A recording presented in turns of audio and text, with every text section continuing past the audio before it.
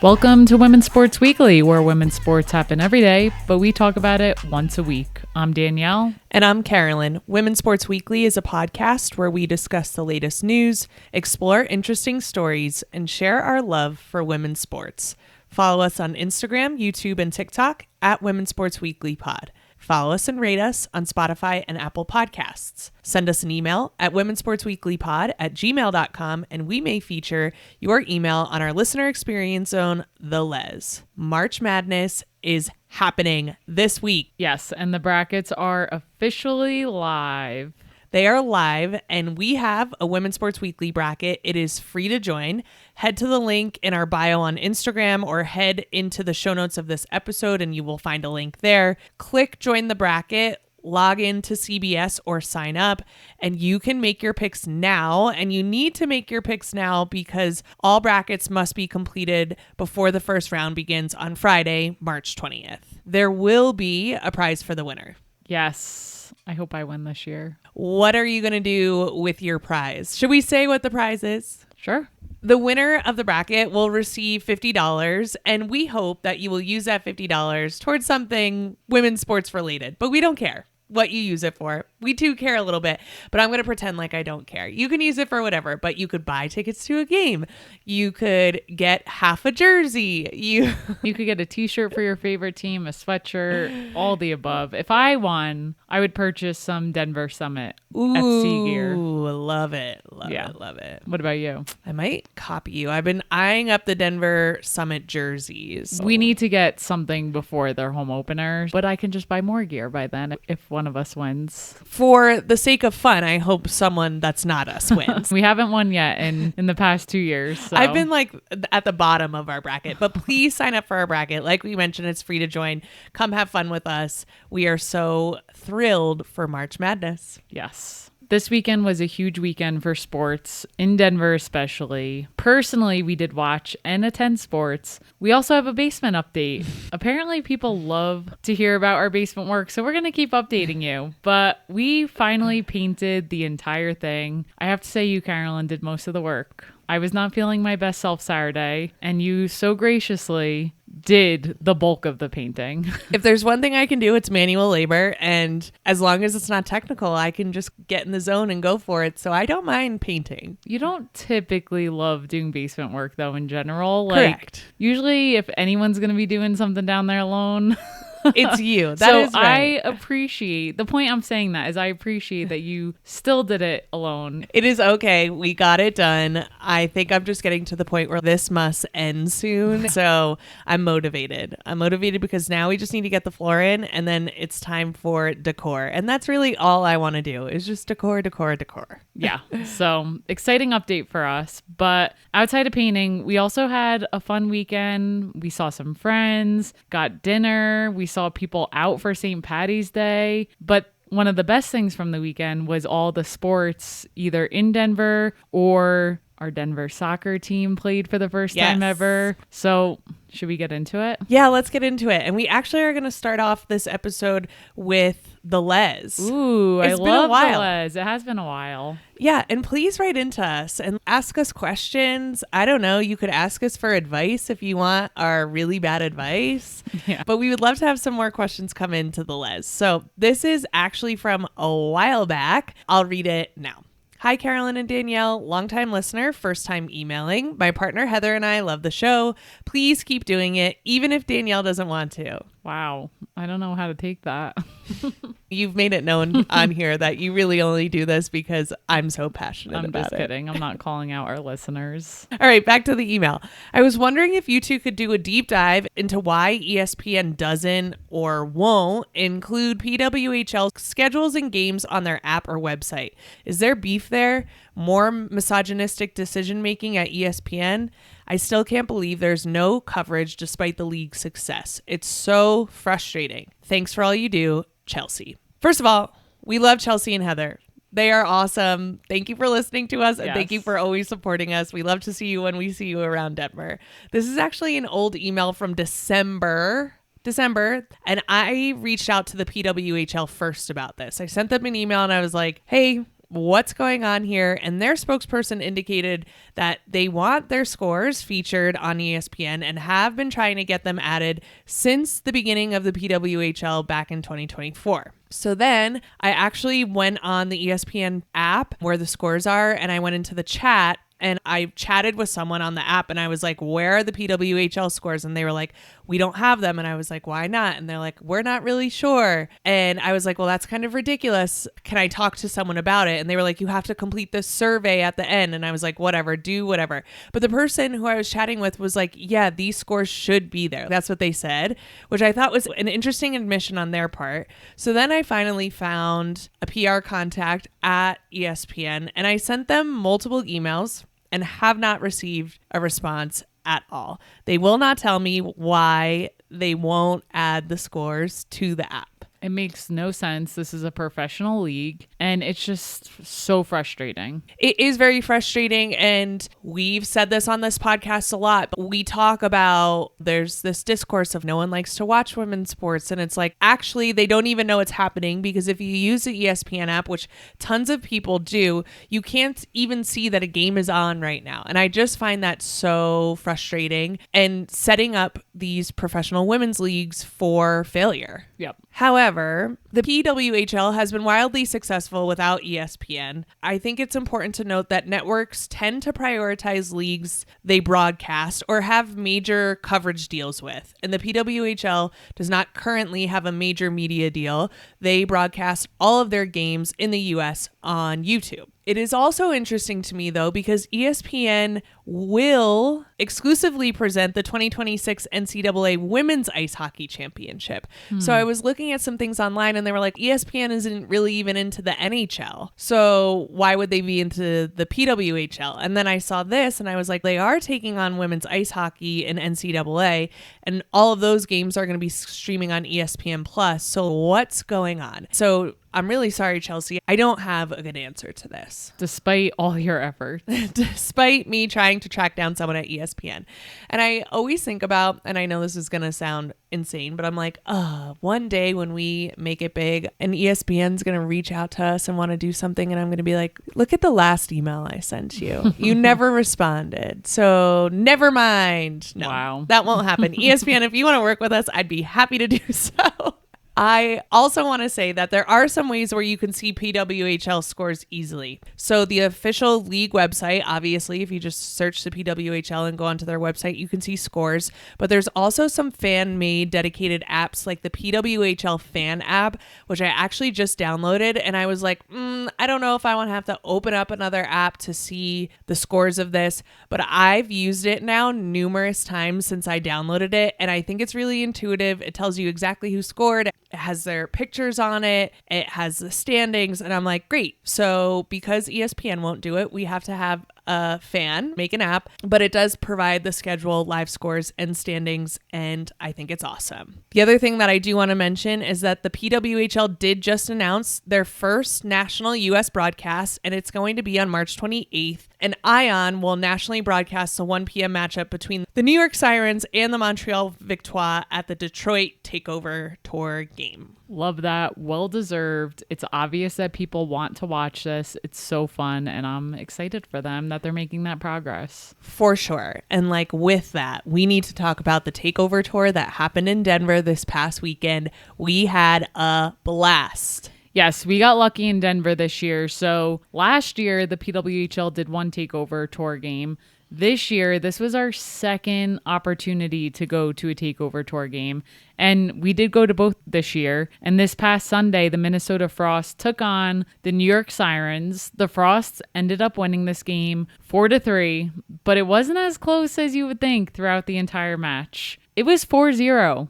For most of the game. And in the third period, like halfway through the third period, that's when the New York Sirens started making moves. But we'll get into that more. One of the highlights we want to share is 15,512 fans were in the stadium. This was at Ball Arena here in Denver. As a reminder, we do not have a team in Denver. So these are two neutral teams, and it just shows how much Denver wants a team. Multiple times while we were watching, we were were getting chills and you were like, I have tears in my eyes. And it was interesting because we're going to get into the post-game pressers a little bit, but we had media passes for this and the players were like, yeah, it gets us a little teary-eyed when we hear chants like we want a team, or when we see all of these signs at a neutral site. It's just really, really amazing. Yeah. And also in the post-game presser for New York Sirens, we got to talk to Micah Zandihart, and she was one of the ones who was saying you get chills when you hear people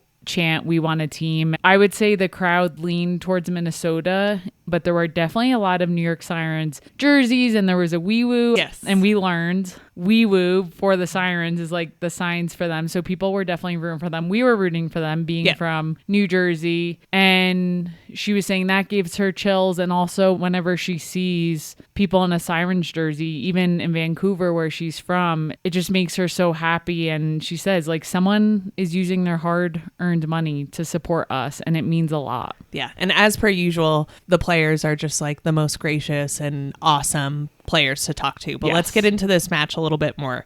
So the Frost scored in the first period. It was a sick goal from Grace Zumwinkle. We asked her about it after the game. Was it something that she saw happening, or did she see an opportunity and just go after it?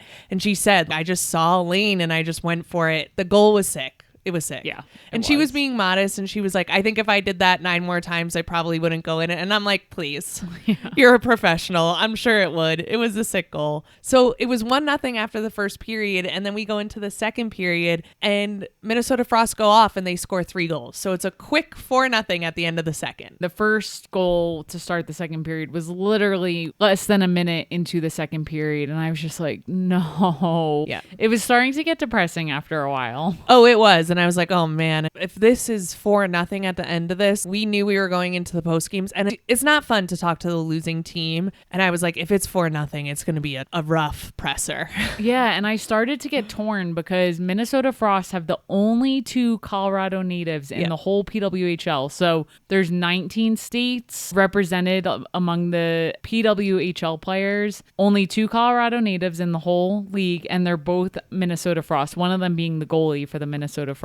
Nicole Hensley. Yes. I was getting to a point where I was like, well, it would be cool if Nicole Hensley got a shutout at her home state, and she was playing unbelievable. Unbelievable. And then on the other hand, I was like, I want to see New York score and make this a game. And we got to see Nicole Hensley play a sick game, and we got to see New York turn it around in the third period. Yeah, they came alive in the third period. They scored 3 in a row. Minnesota actually didn't end up scoring in this third period. It got chaotic at the end of the game. New York pulled their goalie, and then they put her back in for a face-off, and then they took her out, and it was just like chaos because New York was putting pressure on, but then Minnesota would get it, and you were like, oh my gosh, they don't have a goalie in. How are they going to defend this? And they somehow did. It was wild. Yeah, and there were points in this game where I was like, the crowd seems quiet, but every time something happened, everyone would erupt. And especially in the last few minutes, I'd say the last 2 minutes when that chaos was happening, people were going nuts. And I think it was quiet because people are so intently watching. The crowd was awesome. It was awesome. And the crowd, like you said, leaned a little bit more Minnesota, but there were a ton of Sirens fans, and everyone was just excited that it was turning into a game. So everyone was standing up. It was really cool to be part of. We were grabbing onto each other, screaming, jumping up out of our seats. It was one of the most exciting hockey games. That third period, we haven't gone to a ton of hockey games live, but that one really was exciting. Yeah, and the Minnesota Frost survived this. They end up winning 4-3. I also just need to say that we had amazing seats for this, and we need to shout out our friend Mike, who hooked us up. We were in a suite, and it was at the center of the ice, and it was just like the most perfect way to watch a game. And Mike is also a big supporter of the pod, so big fan, and the nicest. So yes, shout out to Mike and thank you. Yeah, and it was just so cool to be in the center of all of it. As you mentioned, in the post-game presser, we got Micah Zandihart, who is the captain for the New York Sirens and was really great after the game. And then for Minnesota, we got Nicole Hensley, who is from Colorado, and then Grace Zumwinkle, who scored 2 goals for Minnesota. Nicole did share just like how awesome it was to get the reception she did when they announced her name. She was so grateful for that. And there was actually a great sign. And I was going to ask her about the sign, and she brought it up just like out of the blue. The sign said something along the lines of, Nicole, do you remember the concussion you gave me in soccer? ? I don't. And it was from high school. Yeah. And I think it was like Riverside High School soccer or something. It was so cool. And she was like, I saw that sign. I don't remember the concussion.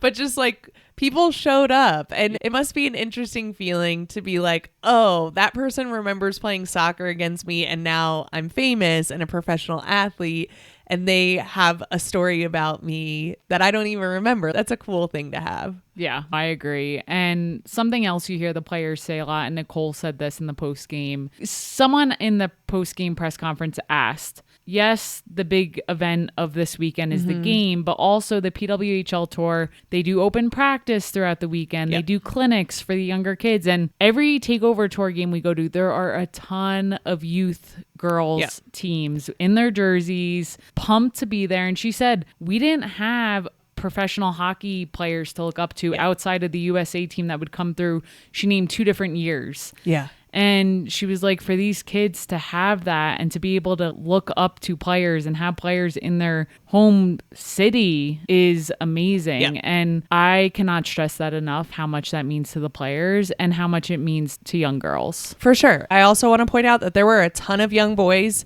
And there and men. And I just love that. Not that we Yep. need boys and men there in order to make it real, but I do think we are going to transition to when, if you ask a little boy who his favorite athlete is, the chances of it being a woman are going to increase. And I just love that. Yes. So we love the Takeover Tour. We need a team. Yeah. We're that so would be ready. Awesome. Give Denver a PWHL team. I need to spend my money on more season tickets. Yeah, and I know we'll get to this later in the episode, but we're proving it. Denver FC, the home opener hasn't happened yet, but we already sold over 50,000 tickets for the home opener. So we have constantly proven that we're ready for women's sports. And at these takeover tours, we show up. For sure. Before we get into Denver, we need to talk about the Paralympics. The Paralympics closed out this past weekend, but we need to take some time and talk about USA's Oksana Masters, who came into the Paralympics as the USA's most decorated winter Paralympian of all time with 19 Paralympic medals, but she racked up some more. She specializes in para cross-country skiing, the biathlon, and road cycling. So she competes in both the Summer and Winter Olympics since 2012. She also has a medal in rowing, but she had to stop rowing due to injury. So road cycling in the summer, and then cross-country skiing and biathlon in the winter. So she has an engine. She definitely has an engine. Yeah. She added 5 more medals in this Paralympics. She won gold in the biathlon sprint, gold in cross-country sprint sitting, gold in cross-country 10-kilometer interval start sitting, and gold in the cross-country mixed relay for Team USA. On top of that, she closed out the Paralympics with a bronze in the cross-country women's 20-kilometer sitting race. Wow. She leaves the Paralympics with 24 medals, 13 of which are gold. She, like I mentioned, is the most decorated Winter Paralympian of all time for the USA. And her story is really incredible. So she was born in Ukraine and adopted by an American woman when she was 7 years old. Oksana later had to have her legs amputated due to radiation exposure from the Chernobyl disaster. Jesus, I can't even imagine. So she has had a ton of surgeries, but her drive to compete is what, to me, is like the most incredible thing about her. She had a brutal stretch of injuries before the Milan Cortina Paralympics, including a bone infection in her leg, a rib fracture from a crash, and a dislocated finger requiring ligament surgery. I know, All of just those horrible. sound horrible. She pushes through a lot of injuries, sometimes at risk of her own body. She tells a story where a doctor pretty much told her she couldn't compete, and she competed anyway, which sounds like a lot of other athletes we know. Lindsey Vonn comes to mind. I think that some people view the Paralympics as it's like somehow just a nice thing that we do, and I hate that. But I think she is the perfect reminder and the perfect showing that these athletes are elite athletes. And if you listen to any interview with Oksana, that is so clear to see. Like, she is there to win. She is there to compete. And she's like ultimately there to stack up as many medals as she can. And she went out there and did exactly that. She's definitely someone you want to learn a little bit more about. She has some great interviews out there. She has a great article with the Players Tribune. Before the Paralympics, she did a great interview with Sarah Spain. Her mindset and the way she thinks about things is really incredible, and her story is also incredible. But elite athlete doing elite things, and yeah, walks out of the Paralympics with a lot of medals around her neck. Yeah, shout out to her and all the Paralympians, and that really closes out the Olympics for this year. I know. So sad. Yeah. What a great Olympics and Paralympics. Okay, so now we're going to talk about the NWSL. Yes. Finally, Denver Summit is here, and they finally played their first game. So the NWSL kicked off their 14th season this past weekend. The Denver Summit played their first game ever, as you mentioned, against Bay FC. This was at Bay, and Bay won this match 2-1. And I just have to say, we've never had a women's sports team here in Denver. And yes, we have our teams that we watch in other cities for different sports. But the feeling I had this past weekend watching this game was just so different. I felt so much more pride. Now, I have a lot to learn about these players because I'm still learning the roster. But I just know I'm going to be so pumped and have so much fun this season watching them. Yeah, you were a lot more into it than I've ever seen you. For soccer. Yes. Yeah. And you were like holding my hand a couple of times. You were getting really into it. And yeah, this is what it means to have a team in your city. So in the 8th minute of this match, 18-year-old Alex Pfeiffer for Bay scored to make it 1-0. This was a sick goal. It was a sick goal. She just graduated high school. Yeah. They were like, oh, she just graduated high school. And then they're showing her team celebrate her high school. Like they had a little thing for her. I'm just like, what? And she scored the goal and she gave a look like, yeah, I own this place. Oh, yeah. And I was like, this is an 18-year-old with so much confidence, which we love to see. But then in the 20th minute, Denver scores an equalizer. Melissa Kussler scored Denver's first ever NWSL goal, which is so cool. Like you're going down in the history books to make it 1-1. It was from a sick pass from Denver's captain, Janine Sonis, who is a Highlands Ranch, Colorado native. So that was also very cool. Yeah. I was pumped in this moment. Also a sick goal. Yeah. Like beautifully placed, beautifully shot, beautifully finished. So nice. But then in the 27th minute, Janine Sonis, who just provided that great goal, received a red card and left the Summit with 10 players for the rest of the game very early in the match. Yeah, I mean, talk about taking the wind out of your sails. I know. To go into this game. You just tied it. You had the assist. And now you have to play majority of the game, like a lot of the game. There was still a lot of time in that first half down a player. Yeah. Oh, now, was it a red card? The analyst said yes. But what they also said, which I agree with, is as a ref, you also have to think about, like, I struggle. I go back and forth. You have to think about the situation. Clearly, she just mistimed this. They're saying the slide tackle, her foot hit up a little too high. And she apologized immediately. Yeah. Which maybe she knows to do that, but it didn't look dirty to me. Yeah. But on one end, I'm like, you have to set the tone early as a ref, and a rule is a rule. And on the other end, I'm like, oh, it should be situational. So I go back and forth. And it looked a lot worse in slow-mo than it did in real time. As do all things. Yeah. But sometimes the slow-mo is helpful because you're like, that's exactly what happened. But yeah. It didn't look that bad in real time. And the hard thing was, at first it was a yellow card, then they reviewed it and came back out and said red card. And that really killed me. Yeah, that was a bummer for the Summit. And then in the 31st minute, Joelle Anderson for Bay scored what became the game winner. But no one scored after that again. So like for me, Denver loses their first game 2-1, but I'm still optimistic. Oh, yeah, absolutely. First game ever for the club. And I thought they really showed up on the road. I'm pumped for this team. Definitely. This looks like a team that I could really get behind. Like they were fun to watch. They played good defense. I was like, cool, I'm here. And they're young in the midfield. And the announcers were talking. Lindsay Heaps is going to come mid-season. She'll provide more experience, and to have a young team is both exciting and they're going to have their moments, and it's just going to be a fun season, and I'm really excited.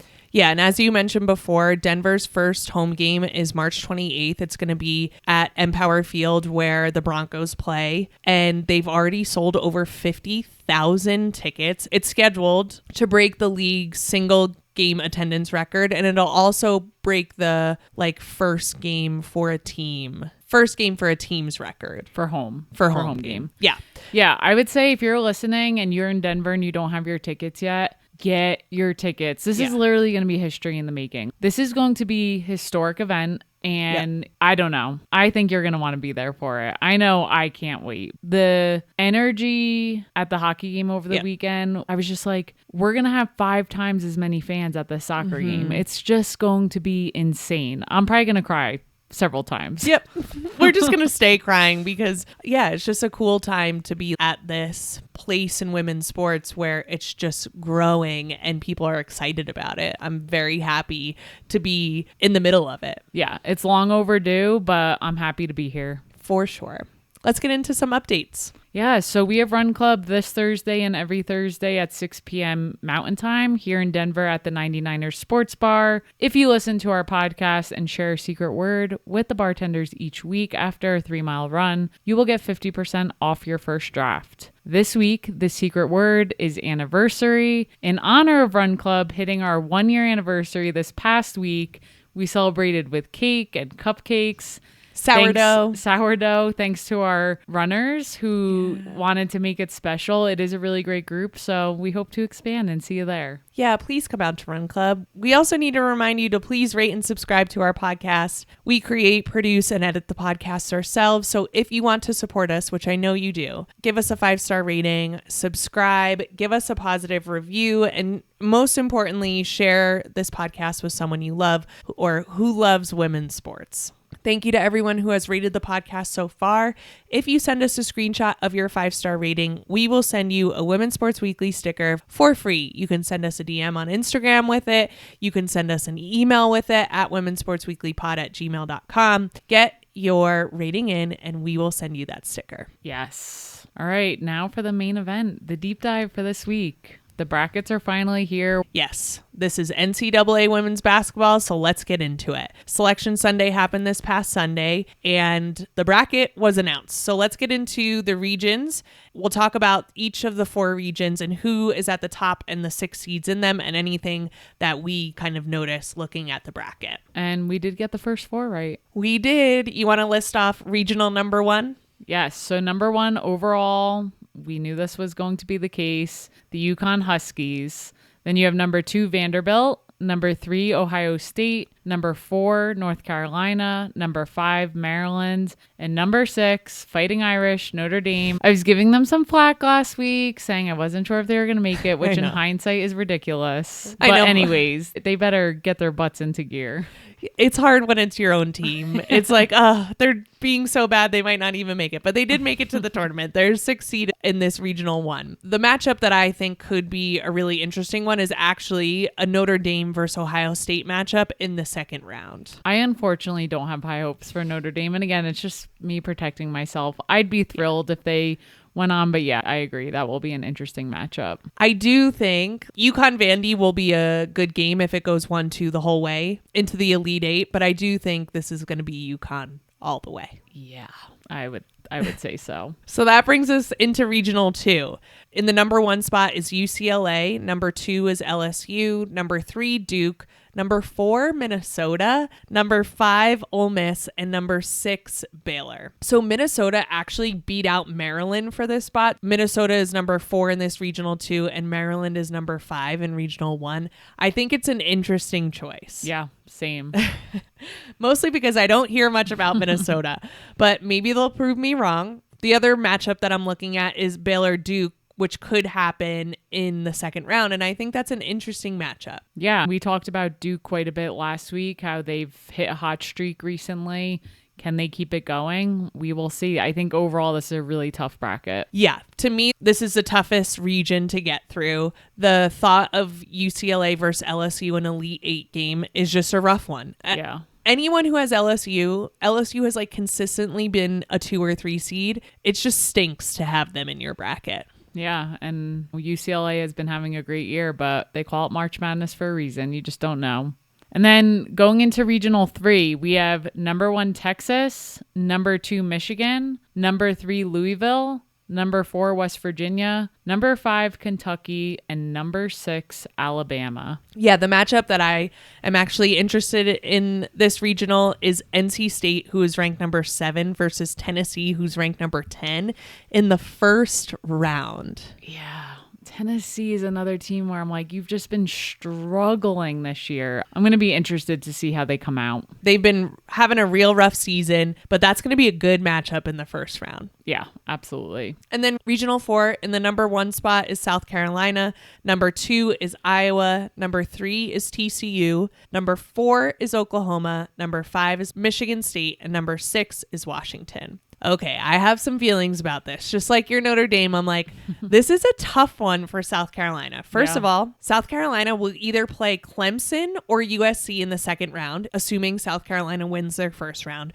which is very interesting. Clemson is their rival, and USC, like, they have this who is the real USC battle, which I think is like an interesting thing. On top of that, they have Oklahoma, who they would need to play if they win out. They'll need to play in the Sweet 16, and Oklahoma has beaten South Carolina this year. Yes. In overtime, South Carolina did not look good. So this bracket is rough. Yeah. Then I just want to point out that Iowa is playing Fairleigh Dickinson in the first round. Go Jersey.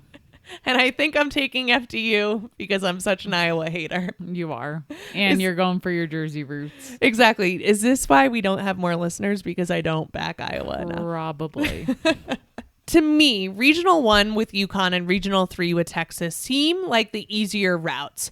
It's interesting to me, though, because on Selection Sunday, the broadcasters were saying that they thought South Carolina, which is Regional 4, and Regional 3 Texas, who I just mentioned, had the easier route. But I really don't think this Regional 4 is going to be the easiest route for South Carolina. No, I think all the brackets have their challenges. Yeah. And yeah, South Carolina, they've struggled in some games this year. So I don't know. They got to come to every game playing their best. And I'm worried, to be very honest. Like we said, though, I do think the Regional 2 with UCLA, I think they have the hardest route to get to a Final Four. The winner of Regional 1 plays the winner of Regional 4. So if the top seeds make it, it would be UConn versus South Carolina in the Final Four.